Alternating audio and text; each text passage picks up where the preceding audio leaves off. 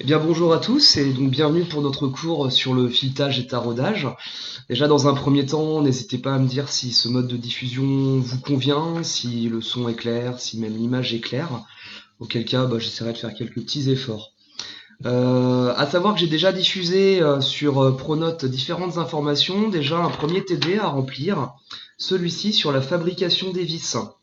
Donc je vous encourage à le compléter avant de regarder cette vidéo pour voir déjà comment sont fabriquées les vis, d'où viennent-elles, leurs caractéristiques, l'histoire, la fabrication, et enfin de voir également comment elles sont fabriquées lorsqu'elles ne sont pas en grande série, à l'aide la plupart du temps de machines-outils.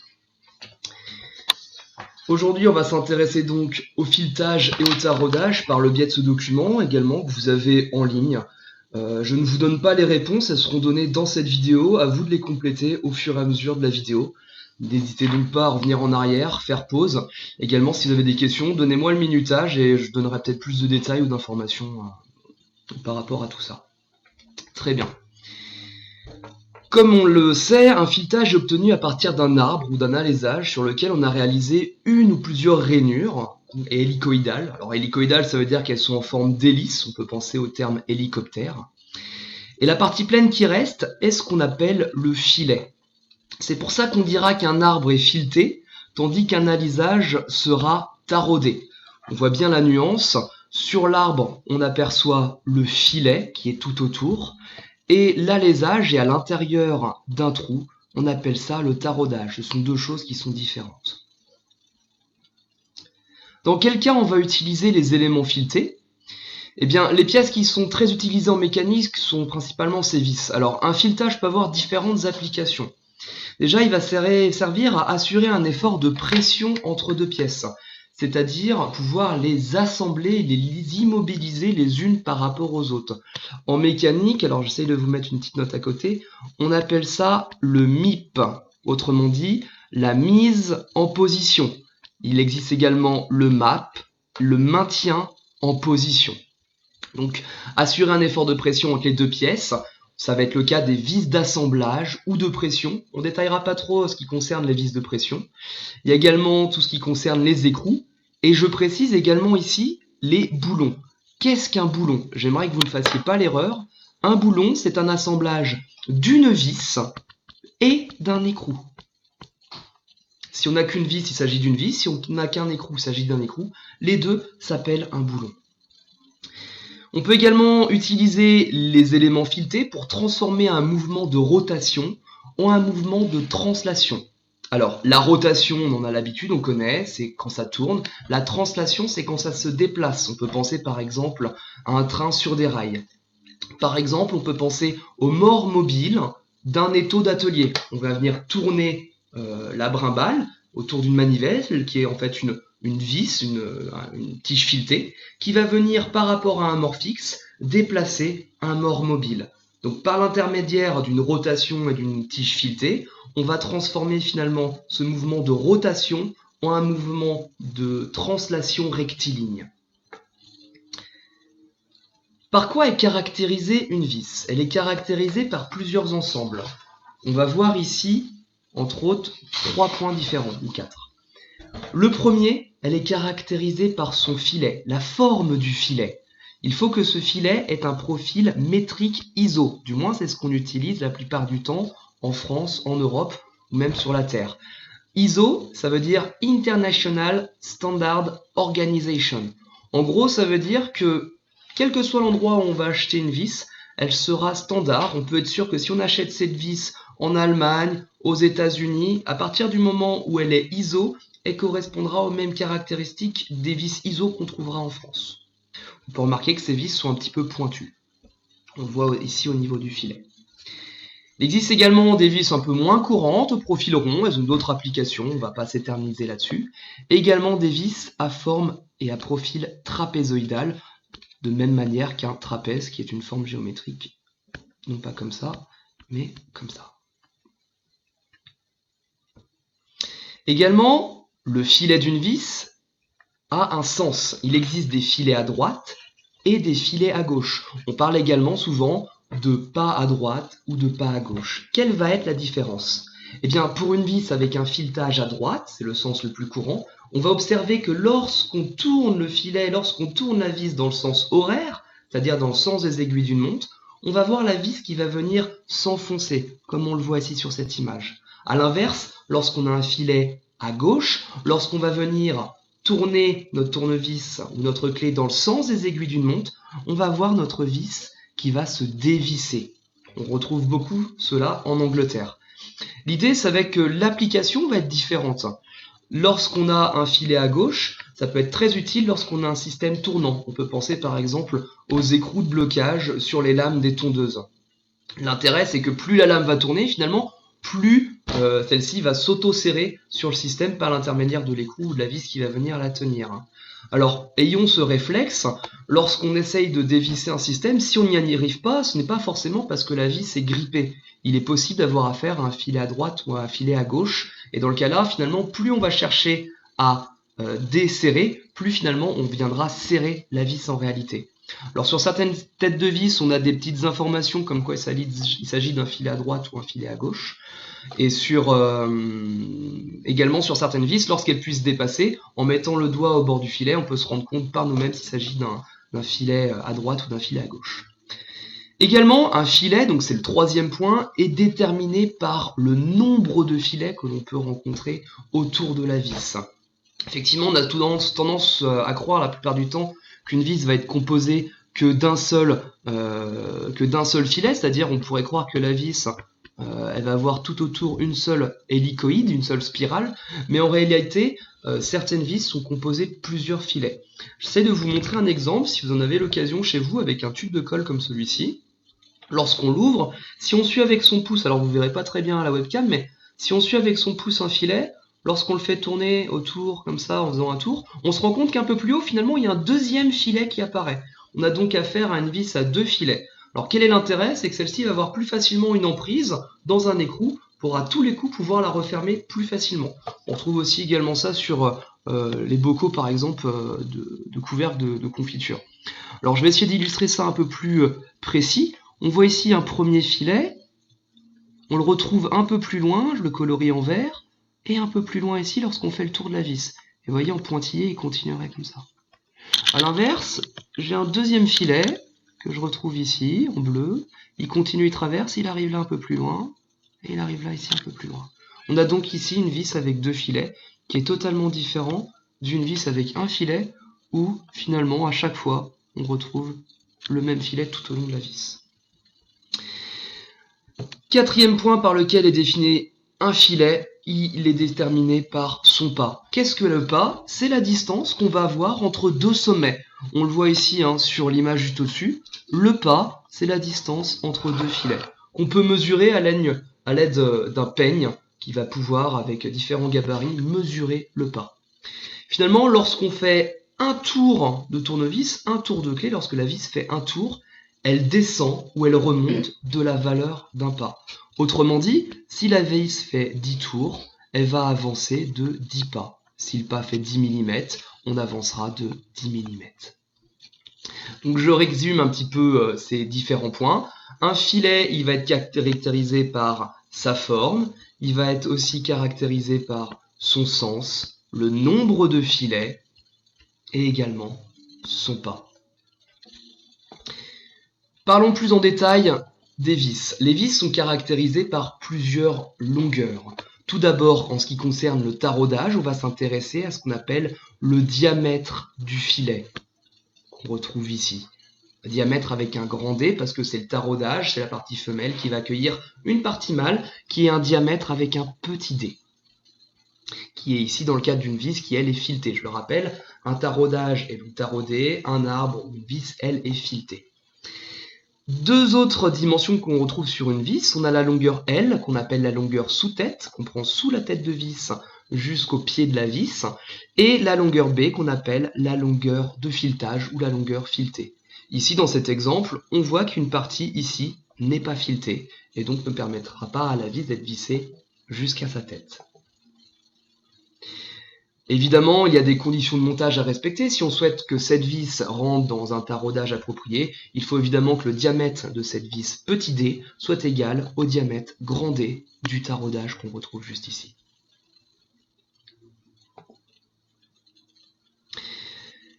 Une vis est également caractérisée par sa forme, ou du moins la forme de la tête de vis. Pour ça, on utilise un code.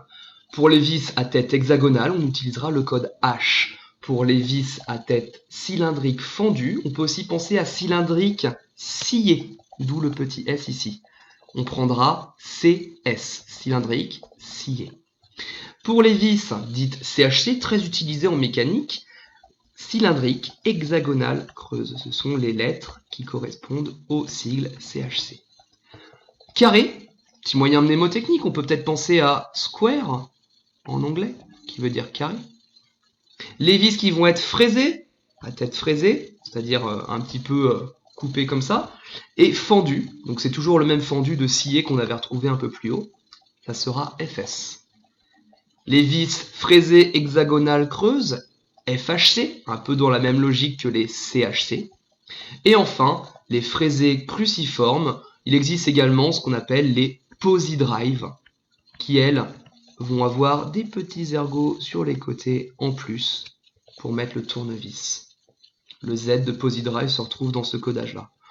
Je n'ai pas détaillé toutes les têtes de vis qui existent, je vous ai simplement montré ici les principales qui sont à apprendre et qui seront utilisées lors des exercices sur les désignations de vis.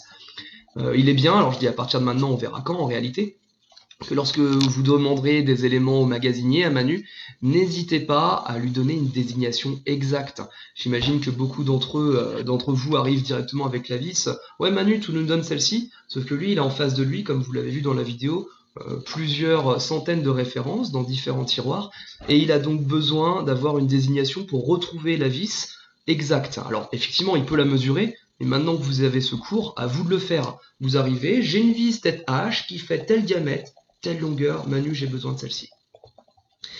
Et évidemment, c'est là qu'on arrive à ce qu'on appelle la désignation d'une vis.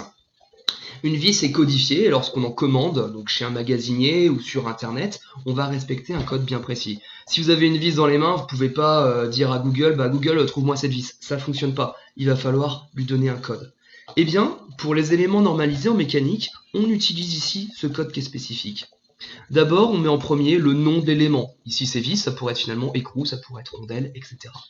Ensuite, le code de l'élément. Ici, c'est une vis CHC, on vient de le voir juste avant, cylindrique, hexagonale, creuse. M, c'est pour le profil du filet. On l'avait vu que c'était le profil du filet isométrique, c'est-à-dire standard. Entre nous, on utilisera 99% du temps ce code-là. 5, dans ce cas précis pour une vis M5, c'est le diamètre de la vis, une toute petite vis de diamètre 5. 20, c'est la longueur de vis sous tête. Attention, on ne parle pas ici de la longueur filetée. Enfin, 12.9, c'est ce qu'on appelle la classe de qualité. C'est lié plutôt à des choses qu'on verra en terminale sur la résistance des matériaux. Ça va être finalement la capacité de la vis à résister à un effort en traction. Parce qu'une vis ne travaille jamais en cisaillement, c'est-à-dire on ne va jamais utiliser une vis comme un axe pour suspendre quelque chose. On ne va jamais chercher à couper une vis radialement. Une vis travaille toujours axialement, c'est-à-dire en traction ou en compression. D'où l'intérêt d'une vis dans le cadre des assemblages. Toute cette partie-là, je fais le choix de ne pas l'aborder. Vous pourrez faire pause sur cette page si vous voulez davantage d'informations à ce minutage-là. Il s'agit juste des vis de pression, elles ont juste un rôle de pouvoir presser une pièce l'une contre l'autre pour faire des réglages. Je ne vais pas en parler davantage, en réalité vous en rencontrez peu.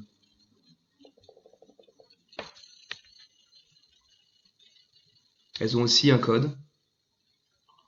Elles ont aussi une désignation qui, comme vous le voyez, ressemble un peu à la désignation des vis classiques, sauf qu'on rajoute le symbole également de l'extrémité de la vis.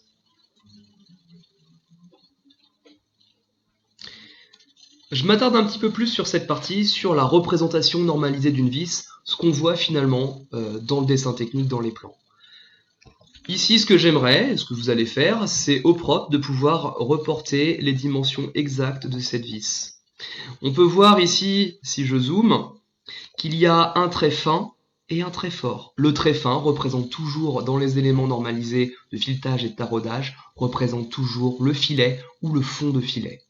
On peut voir également ici au bout que cette vis a un chanfrein qui permet à ce qu'elle rentre beaucoup plus facilement dans un écrou ou dans un taraudage. Je dézoome. N'hésitez pas à faire pause pour reproduire à l'exactitude cette vis. Ici, le trait d'axe qui correspond à la vis, qui devrait être en réalité en trait mixte fin. Je rappelle le trait mixte fin comme cela. On poursuit le taraudage. Je ne sais pas si vous avez eu l'occasion d'en faire en atelier. N'hésitez pas à regarder des vidéos sur YouTube. Je ne vais peut-être pas toutes vous les mettre sur Pronote. N'hésitez pas à regarder par vous-même des vidéos qui expliquent comment on fait un taraudage. Logiquement, je pense qu'en construction, du moins en atelier soudure, vous avez eu l'occasion de faire un taraudage. Le but, c'est de fileter un trou qui était préalablement percé pour obtenir une liaison mécanique qu'on appelle une liaison hélicoïdale, avec le terme hélice, entre deux pièces. Pour ça, on utilise deux outils. Le tourne à gauche, qui est le porte-outil, qui sert à maintenir ce qu'on appelle le tarot, qui va servir à faire un taraudage.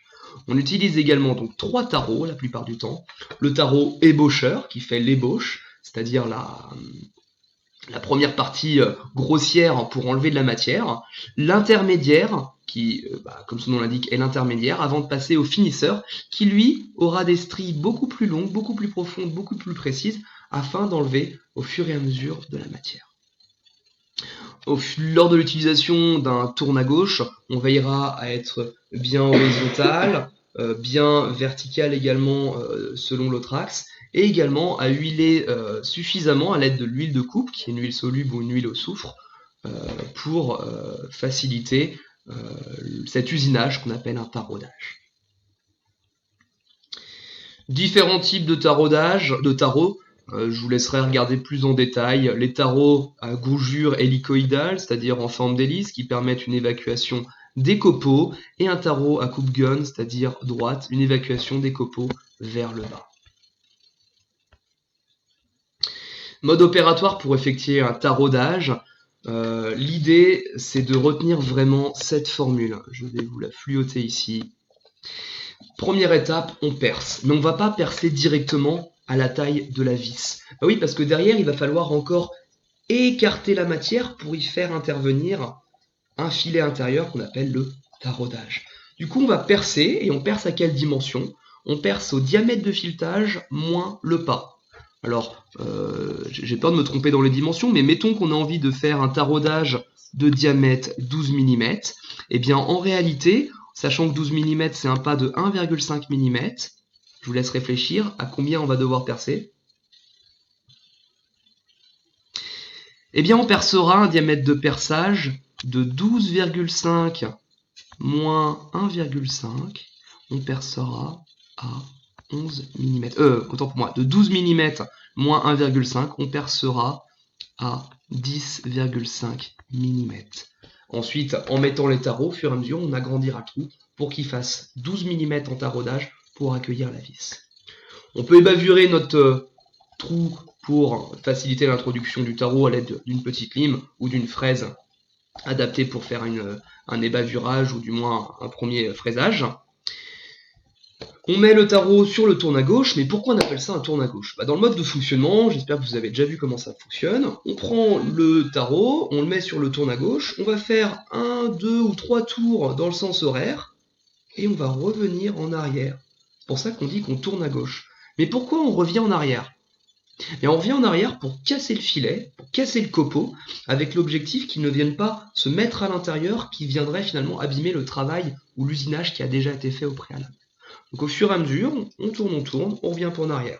On tourne, on revient un peu en arrière. On fait ça d'abord avec l'ébaucheur, l'intermédiaire et le finisseur. Vous avez ici tout le protocole d'utilisation du tourne à gauche. N'hésitez pas à prendre d'autres renseignements sur des vidéos sur YouTube. Ici, on voit comment est fabriqué un taraudage. Alors, il faut que je vous montre un PowerPoint. Malheureusement, là, je ne l'ai pas mis dans mon diaporama, enfin dans ma présentation. Je vous l'ajouterai en pièce jointe sur Pronote. Ce qu'il faut retenir de ce PowerPoint, c'est que dans un premier temps, on vient percer. C'est pour ça qu'on va dessiner, je vais mettre ça en vert, on va dessiner en première partie le perçage, qui est en trait fort. Prenez note ici que tout en bas, je vais zoomer un petit peu, on a là un angle à 120 degrés. Les 120 degrés correspondent à ce qu'on appelle l'âme du forêt, qui va venir finalement finir la pointe. Ensuite, on vient utiliser le tarot qui, dans cette partie-là, va venir donc tarauder. Et on voit que ça a été taraudé parce qu'ici, on a en très fin, tout autour, ici, en très fin, le filet. Et ici, on a ce qu'on appelle le fond du filet. Pourquoi il y a une partie qui est non taraudée? La plupart du temps, oula, un peu moins gros, la plupart du temps, cette partie non taraudée s'appelle la réserve de copeaux. Au fur et à mesure de l'utilisation d'une vis dans son taraudage, ce qui va arriver, c'est qu'il va y avoir des copeaux, de la limaille qui va s'y mettre, et cette zone est réservée spécifiquement à pouvoir faire tomber la limaille à l'intérieur. Elle permet également, en cas de réajustage, de retaraudage, de pouvoir tarauder un tout petit peu plus profond. C'est une réserve de sécurité. Donc on note bien le filet, du moins le fond de filet en taraudage est à l'extérieur en très fin. Pourquoi c'est important? Parce que sur la vis qu'on a vue précédemment, le filet est à l'intérieur en très fin. Tout le reste est en très fort. Maintenant, ce qui nous intéresse, c'est l'assemblage d'une vis dans un trou taraudé. Comment ça fonctionne? Faites ça simple. Commencez par dessiner le perçage. Intégrez ici le taraudage en très fin. Et superposez à tout cela la vis. Qu'est-ce qu'on dénote? On dénote ici qu'on a une alternance très fin, très fort. À l'intérieur ici, les très fins, et à l'extérieur ici, les très fins. Ici, on va avoir, je change de couleur, les très forts ici, à l'extérieur, et les très forts ici, à l'intérieur. Je vous invite donc à recopier ça au propre sur vos documents. Voilà, le cours est terminé. N'hésitez pas à me poser différentes questions sur celui-ci, avec le minutage si jamais vous avez des questions plus précises. Et j'essaierai d'y répondre de la meilleure manière qui soit. Prenez le temps du coup de bien compléter tous vos documents. À bientôt pour un prochain cours.